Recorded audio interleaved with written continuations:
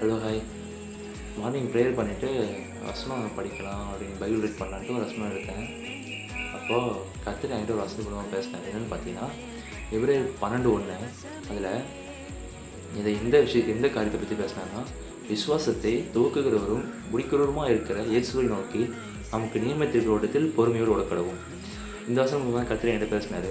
இதுலேருந்து என்கிட்ட என்ன பேசினாருன்னா, நம்மளை சுற்றி எவ்வளோ தான் பாவமான காரியம் வந்தாலும், நம்மளை சுற்றி எவ்வளோ தான் நெருக்கமான காரியம் இது நமக்கு நேரிட்டாலும், எதை குறித்தும் கவலைப்படாமல் எல்லாத்தையும் உதறி போட்டுட்டு கர்த்தரை நோக்கி ஓடக்கூடிய ஓட்டத்தில் பொறுமையோடு ஓட வேண்டும்.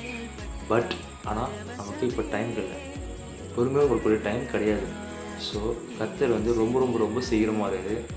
பவுல் அழகாக சொல்லியிருப்பார், ஆயத்தப்படுத்தினேன்.